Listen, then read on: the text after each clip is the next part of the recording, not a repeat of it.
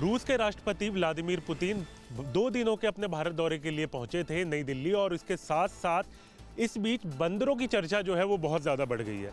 कारण क्या है, तो दरअसल जब कोई अतिथि आता है, यानी कि कोई विदेशी मेहमान जब यहाँ पर आता है, तो उसके साथ पूरा लाव लश्कर जो है वो साथ में आता है। तो उसी बीच कई फोटो जो है वो वायरल हुए, कई वीडियो जो है वो बंदरों के वायरल हुए। तो इस समय मैं पूरे रिज एरिया में हूँ, जो लुटियन जोन से एकदम सटा हुआ इलाका है, जहाँ पर बंदरों की बहुत भारी तादाद है।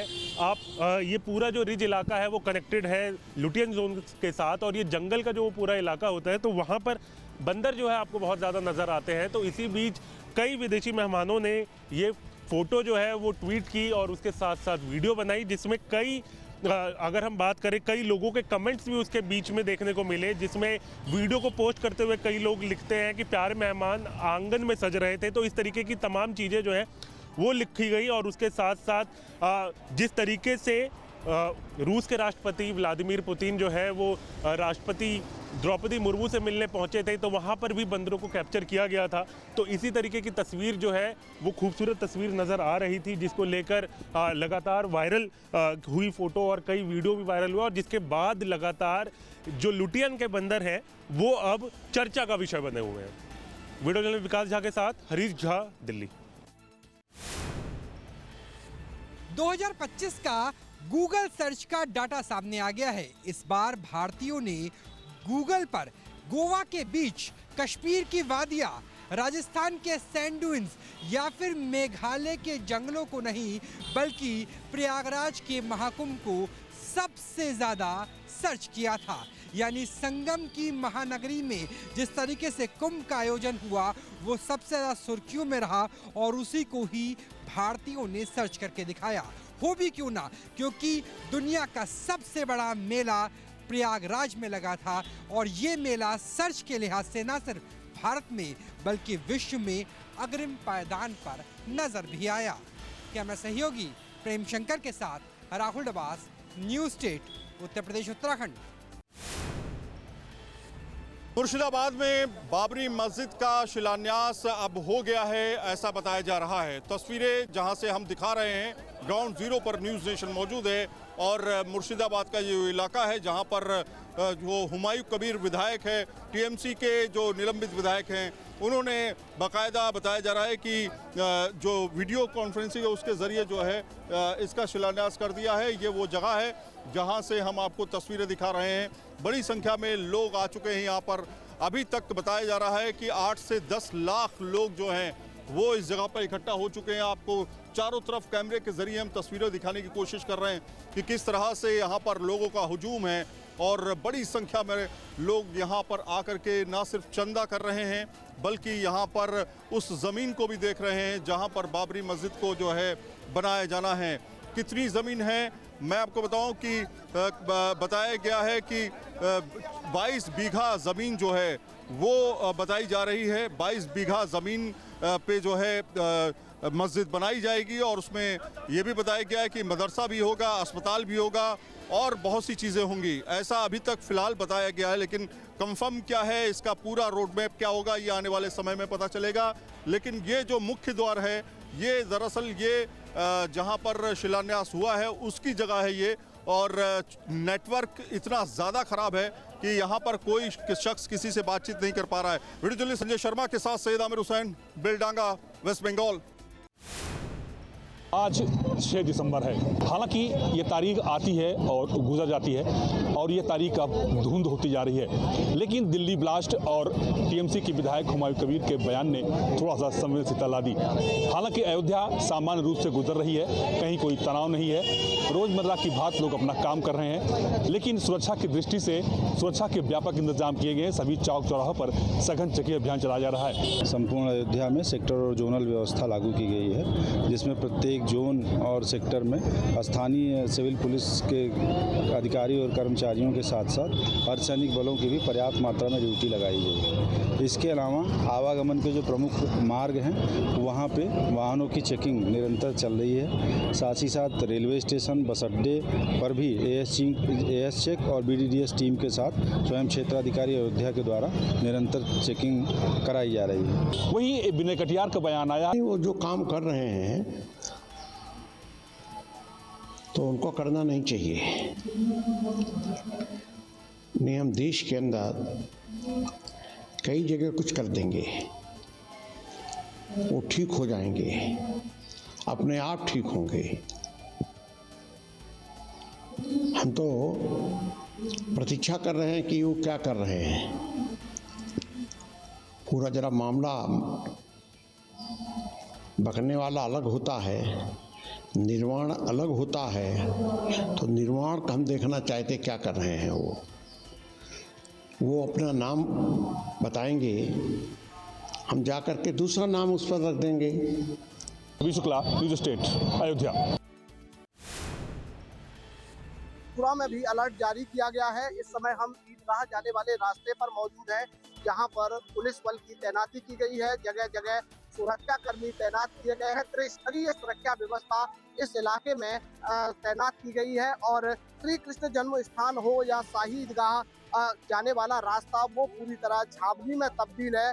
और इस इलाके में जोन सेक्टर स्कीम लागू की गई है। एसएसपी श्लोक कुमार ने बातचीत में बताया कि मथुरा में किस तरीके से सुरक्षा व्यवस्था के व्यापक इंतजाम किए गए हैं। बाहरी जनपदों से भी फोर्स बुलाया गया है, जो शाही ईदगाह और श्री कृष्ण जन्म स्थान के आसपास के इलाकों में तैनात किया गया है। यहाँ पर जो जॉन सेक्टर स्कीम है वो लागू की गई है। सुरक्षा व्यवस्था को देखते हुए अयोध्या में जो बाबरी विध्वंस की बरसी है उसके बाद मथुरा में जो दिल्ली ब्लास्ट हुआ, दिल्ली ब्लास्ट के बाद मथुरा में भी जो नाम मथुरा का निकल के आया था कि मथुरा में भी आतंकियों की एक साजिश थी धमाका करने की, उसके बाद भी सुरक्षा एजेंसी पूरी तरह अलर्ट हो गई और जगह जगह चेकिंग अभियान, यानी श्री कृष्ण जन्म स्थान और धार्मिक जो स्थल है उनके आसपास लगातार सघन चेकिंग अभियान एलआईयू टीम और बीडीएस टीम और जो सुरक्षा एजेंसी है वो पूरी तरह मुस्तैद नजर आ रही है। और जो संवेदनशील इलाके हैं वहाँ पर भी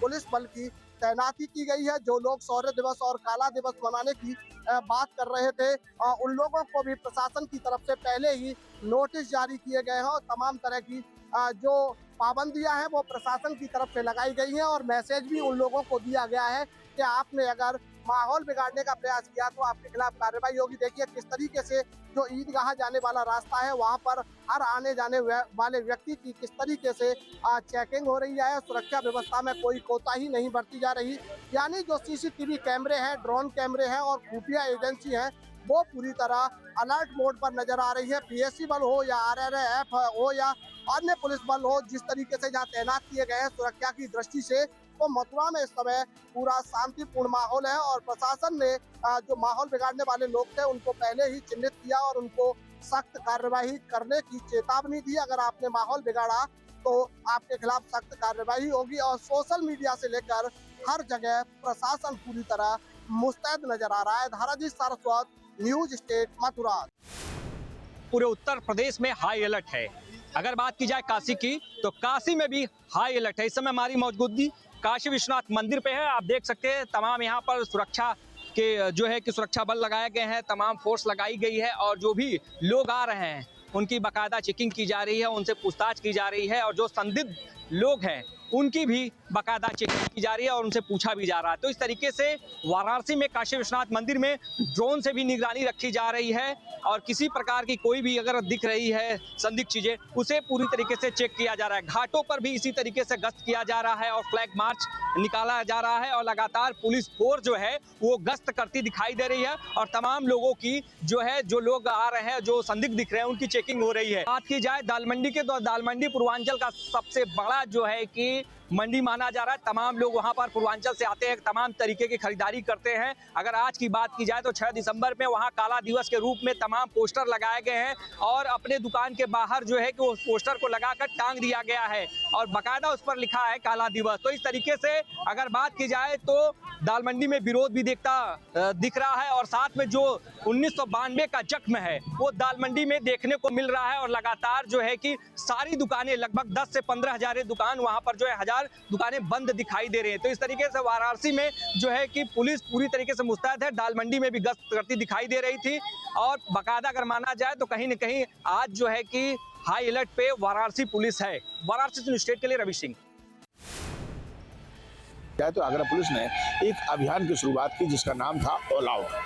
इस ऑल आउट ऑपरेशन के जरिए उत्तर प्रदेश ही नहीं बल्कि आगरा पुलिस ने तमाम जगह पर जो रोंगैया थे उनकी तलाश शुरू की, उनकी छानबीन शुरू की, घुसपैठियों के लिए तमाम एजेंसियां। इसके अलावा ये भी बताया जा रहा है ऑपरेशन ऑल आउट के जरिए कि जो संविदा कर्मचारी है, जो सरकारी विभागों में संविदा पर काम करते हैं, इन लोगों का भी अब सत्यापन शुरू कर दिया गया है। और ये जांच पड़ताल हर जगह की जा रही है कि आखिर कौन कौन लोग उत्तर प्रदेश में यहाँ बिना कागजों के, बिना दस्तावेजों के रह रहे हैं।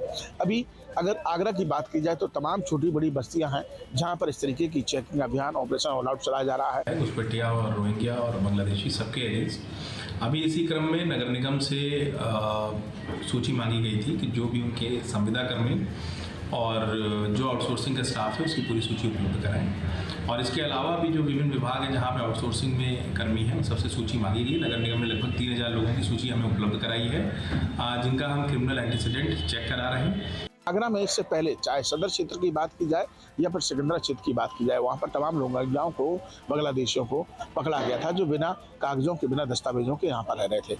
और अब एक बार फिर से इस ऑपरेशन को तेज गति दे दी गई है और लगातार पुलिस अलर्ट मोड पर बनी हुई है। वीडियो जर्नलिस्ट विकास के साथ आगरा से Vineet Dubey, news studio Uttar Pradesh.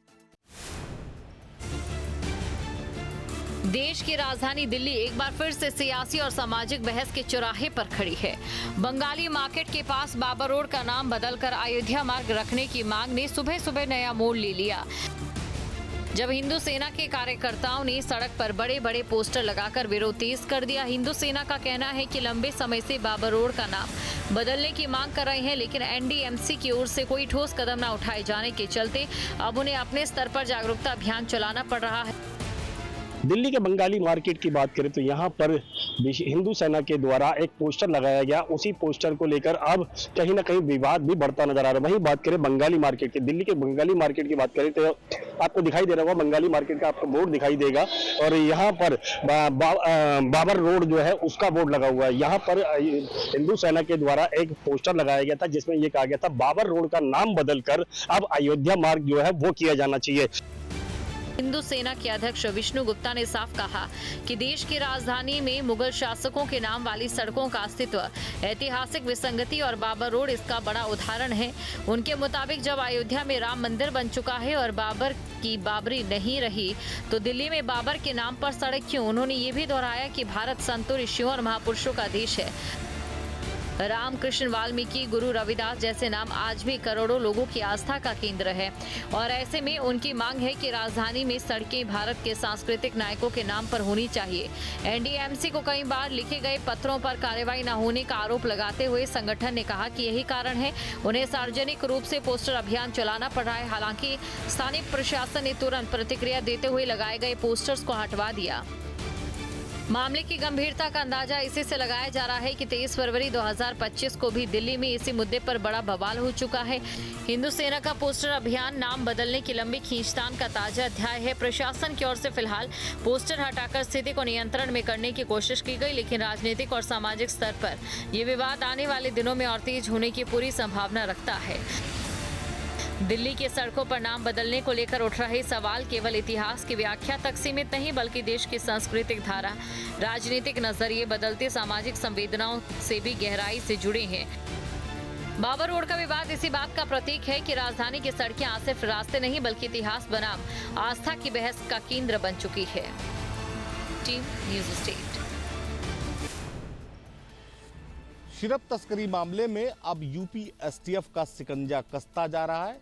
STF के बर्खास्त सिपाही आलोक से अब एसटीएफ पूछताछ करेगी। इसके लिए बाकायदे कोर्ट में एसटीएफ की तरफ से अर्जी दी गई है। कोर्ट से इस बात की मांग की गई है कि जो बर्खास्त सिपाही है और उसके जो सहयोगी हैं, जो पुलिस अभिरक्षा में है, जिन्हें कोर्ट ने जेल भेजा है, उनकी रिमांड दी जाए ताकि उनसे इस बात की तस्दीक की जाए कि ये पूरा नेटवर्क किस तरह से चल रहा है। वहीं एसटीएफ ने अभी तक जो फरार आरोपी हैं उनकी तलाश भी तेज कर दी है।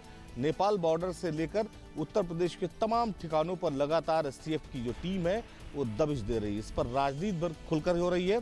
अखिलेश यादव लगातार इसको लेकर सवाल खड़े कर रहे हैं। अखिलेश यादव ने कहा कि सत्ता पोषित लोग ही दरअसल इस तस्करी में शामिल थे, जिसके बाद सरकार का भी दबाव अब यूपी एसटीएफ पर है। यही वजह है कि यूपी एसटीएफ चाहती है कि इस पूरे मामले में एक एक कड़ी को जोड़ा जाए, पूरे किस तरह से ये नेटवर्क काम कर रहा था इसकी तस्दीक की जाए और उसी के आधार पर चार्जशीट तैयार की जाए ताकि जो भी दोषी लोग हैं उनके खिलाफ सख्त कार्रवाई हो सके।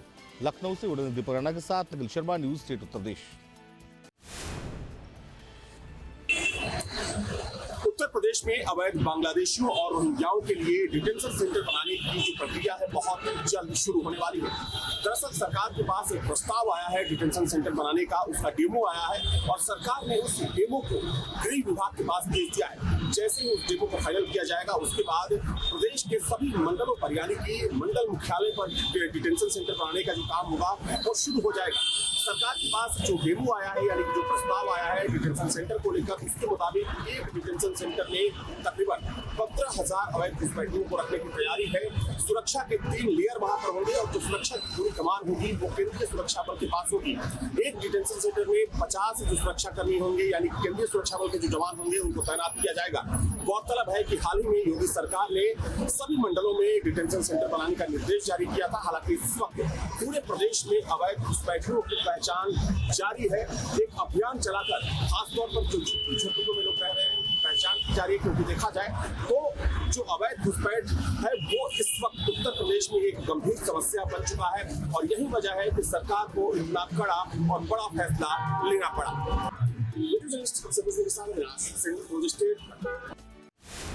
राजधानी दिल्ली में शनिवार को भी शुक्रवार जैसे ही कुछ हद तक हालात नज़र आ रहे हैं। अगर मेरे ऊपर की टैली की बात करें तो वहाँ पे डिले और देरी से चलने वाली डिले और निरस्त फ्लाइट की सूचनाएं नज़र आ रही है और ना सिर्फ इंडिगो बल्कि अब तो स्पाइस जेट की फ्लाइट्स भी डिले हो रही है। तो ऊपर देखिए कि डिले कैंसिलेशन डिले आपको बेंगलुरु से लेकर के और श्रीनगर तक की नज़र आ जाएंगी।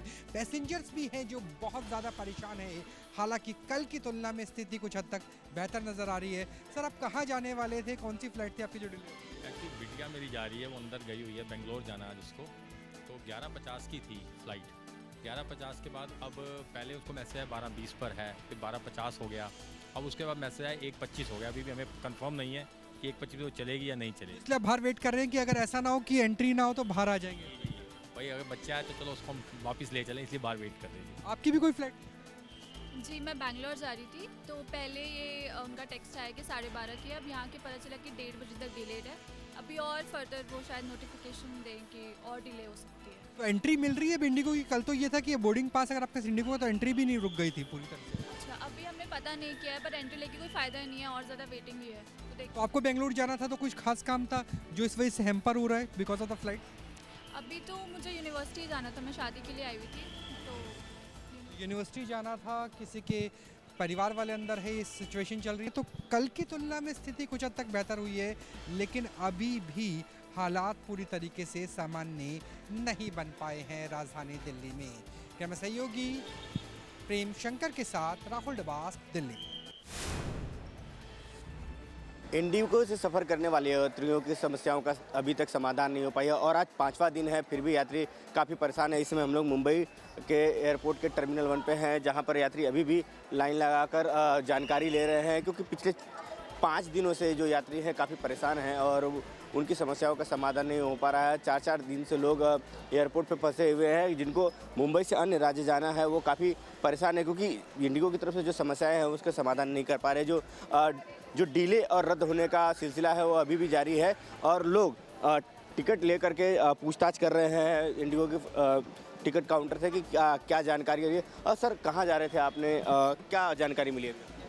मुझे पता नहीं, फ़्लाइट कैंसिल है या रीस्केड्यूल। मैं भोपाल जा रहा था, कुछ ऐसा ईमेल वगैरह भी नहीं आया, कुछ नोटिफिकेशन भी नहीं है। एक जगह ऐप पे कंफर्म दिखा रहा है और एक जगह कैंसिल दिखा रहा है, तो पता नहीं अभी क्या होगा।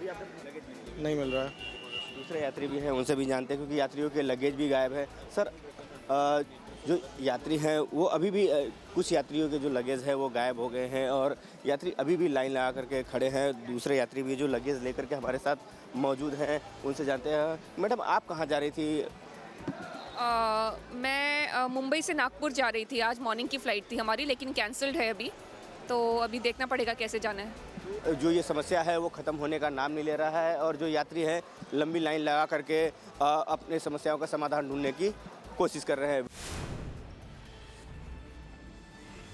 इंडिगो की फ़्लाइट कैंसिल होने की वजह से कई तरह की यात्रियों को परेशानियां हो रही है। कई लोगों की जॉब से रिलेटेड परेशानियां हैं, कई लोग इंटरव्यू नहीं दे पा रहे, कई लोग शादियां अटेंड नहीं कर पा रहे। लेकिन एक बड़ी समस्या ये है, जो मेरे पास स्पोर्ट्स पर्सन हैं, इनकी कबड्डी का टूर्नामेंट होना था, लेकिन उस टूर्नामेंट को अटेंड नहीं कर पाने की इनको बड़ी चिंता हो रही है, क्योंकि इंडिगो की फ़्लाइट अब रीशेड्यूल कर दी गई है और वो भी बीच में किसी और वाया होते हुए इनको भेजा जा रहा है। क्या पूरी कहानी है, इन्हीं से जानते हैं। क्या नाम है सर आपका? मैं जगदीश चंद्र शर्मा। जगदीश जी, क्या कहाँ आप कबड्डी खेलते हैं, किस पोस्ट पे हैं और क्या परेशानी हो रही है? ये फ़्लाइट आपकी कैंसिल हुई है? मैं मध्य प्रदेश कबड्डी एसोसिएशन का जनरल सेक्रेटरी हूँ। अभी मैं खेलो इंडिया जो यहाँ राजस्थान में बीकानेर हो रहे थे, वहाँ था। वहाँ से मुझे जबलपुर पहुँचना था, क्योंकि हमारा आज से ही वहाँ इवेंट चालू है जो स्टेट चैम्पियनशिप है, जिसमें हमारी नेशनल टीम बननी है। लेकिन यहाँ आने के बाद मुझे पता लगा कि यहाँ की फ़्लाइट और कनेक्टेड फ़्लाइट दिल्ली वाली भी इन्होंने कैंसिल कर दी है, इंडिगो ने। जिसकी वजह से क्या, फिर मैंने इनसे बोला फिर शेड्यूल कर दीजिए। इन्होंने बोला अभी कोई जगह नहीं है, आप नहीं जा सकते। फिर उन्होंने भोपाल का मुझे एक ऑप्शन दिया है कि मेरे पास टिकट है, तो बोले आप भोपाल जाइए। अब भोपाल से जबलपुर कैसे मैं जाऊँगा मुझे नहीं पता है, वहाँ पहुँच पाऊँगा नहीं पहुँच पाऊँगा। अगर मैं नहीं पहुँचता हूँ तो हमारा जो इवेंट है बहुत इफेक्ट होगा, क्योंकि उसके अंदर पूरे मध्य प्रदेश से लगभग 400 बच्चे वहाँ पर पार्टिसिपेट करने आ रहे हैं, जिसमें हमने नेशनल टीम का सिलेक्शन करना है, जो आगामी हमारा टूर्नामेंट है कलकत्ता के अंदर, उसके हमारी टीम जानी है। वीडियो जर्नलिस्ट राजू चौधरी के साथ मैं शरद पुरोहित, जयपुर।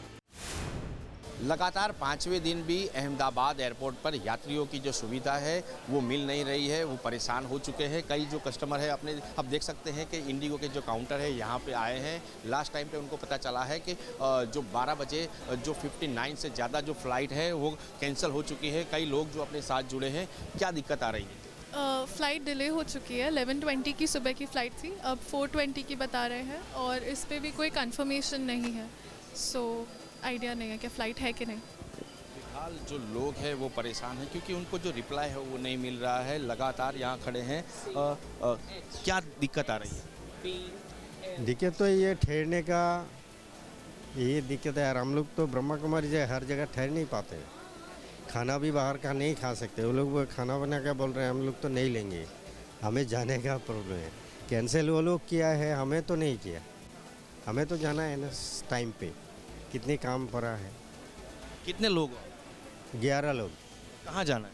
अगरतला। और वहाँ से अगरतला त्रिपुरा ही हमारा ये कैपिटल है। यहाँ पे जो सुविधा है वो भी नहीं मिल रही है, लोगों को बहुत परेशानी का सामना करना पड़ रहा है। कैमरामैन अतल खत्री के साथ बलदेव प्रमुख से अहमदाबाद। महाठग रविन्द्रनाथ सोनी के मामले में लगातार नए खुलासे हो रहे हैं, और ये ठगी का दायरा भी लगातार बढ़ता जा रहा है। उसने देश में ही नहीं विदेश में भी अपनी ठगी का जाल फैला रखा था। ठगी का मुख्यालय उसने दुबई में बना रखा था, और उसने तमाम देश के लोगों को ठगने का काम किया। अभी तक के आंकड़े की बात की जाए तो 970 करोड़ रुपए की ठगी के मामले सामने आ चुके हैं। पुलिस मामले में लगातार जांच कर रही है। पुलिस के अधिकारियों का कहना है कि वह रविन्द्रनाथ सोनी की रिमांड के लिए कोर्ट में अप्लाई करेंगे। रविन्द्रनाथ सोनी की रिमांड मिलने के बाद उससे जब पूछताछ होगी तब ये पता चल सकेगा कि वास्तविक आंकड़ा कितना बड़ा है और किन किन चीज़ों में उसने ठगी के पैसे को इन्वेस्ट किया है। ये सोनी जो हमारे जुडिशल कस्टडी में है, इनके खिलाफ यहाँ कोतवाली में एफआईआर हुई थी, और उस चेक डिसऑनर के केस में इनको पकड़ा गया था। और उसके बाद जैसे इनकी पकड़ने की सूचना सभी जगहों फैली, तो उसमें इंडियंस काफ़ी संख्या में जो चेन्नई और जिसमें केरला में रहने वाले हैं, और दुबई के कुछ इंडियंस हैं जो दुबई में हैं, उनके द्वारा हमारे यहाँ मेल के थ्रू और व्हाट्सएप मैसेज के थ्रू बताया गया कि इनके साथ इसने बहुत भारी ठगी की है। ये 2010 और 11 से दुबई में है। वहाँ पर इसने एक ब्लू चिप कंपनी शुरू में खोली थी। करीब 12 कंपनी इसके द्वारा खोली गई हैं डिफरेंट नेम से, और उसमें ये इन्वेस्ट कराता था लोगों को, किसी को डबल करने के, कभी 20%, 30%, 40% का प्रॉमिस करता था। अभी तक पुलिस ने 1 करोड़ रुपए फ्रीज कराया है। उसके तमाम साथियों के बारे में पुलिस को पता चला है। इनकी भी गिरफ्तारी के प्रयास किए जा रहे हैं। Video journalist Shyam Tiwari, news state Kanpur. Kashmir घाटी में दिसंबर का महीना चल रहा है, लेकिन दिसंबर महीने में रिकॉर्ड तोड़ सर्दी जो है वो यहाँ पे देखने को मिल रही है। अगर हम फार फ्लंग एरिया की बात करेंगे तो फार फ्लंग एरिया में आज जो है बिल्कुल जो नल है या रोड है या नदी नाले है वो यहाँ पे फ्रीज आपको विजुअल्स में नजर आएंगे, किस तरीके से यहाँ पे फ्रीज हो जाते हैं।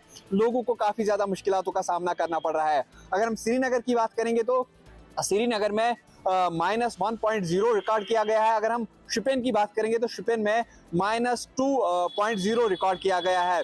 सबसे ज़्यादा सर्दी जो है वो शिपेन में देखने को मिल रही है। और अगर हम ज़ोजिला या लद्दाख की बात करेंगे तो वहाँ पे भी काफ़ी ज़्यादा सर्दी जो है वो देखने को मिल रही है। ज़ोजिला पास की अगर हम बात करेंगे तो वहाँ पे जो है -10 रिकॉर्ड किया गया है। पूरी तरीके से लद्दाख में भी जो है काफ़ी ज़्यादा सर्दी जो है वो यहाँ पे देखने को मिल रही है। मौसम विभाग का यही कहना है कि आने वाले समय तक 7 दिसंबर तक जो है ड्राई मौसम रहेगा, लेकिन अगर कश्मीर घाटी में बर्फबारी होगी, उस बर्फबारी के वजह से जो है काफ़ी ज़्यादा सर्दी से राहत जो है वो लोगों को मिलेगी।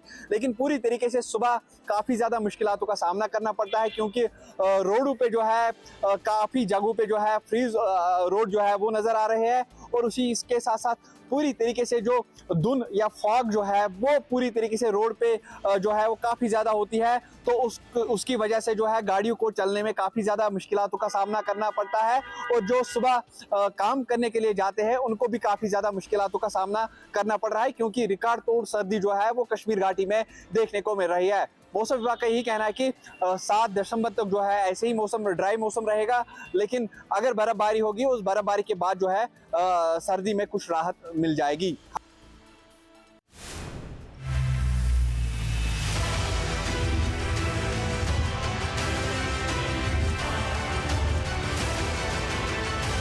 जहाँ भक्ति है हर शब्द में, कथाओं में छुपे हैं दिव्य रहस्य और ज्योतिष देता है जीवन को दिशा। धर्म से जुड़ी हर बातों को जानने के लिए हमारे चैनल स्तुति को सब्सक्राइब करें। चैनल पर जाने के लिए इस लिंक पर क्लिक करें।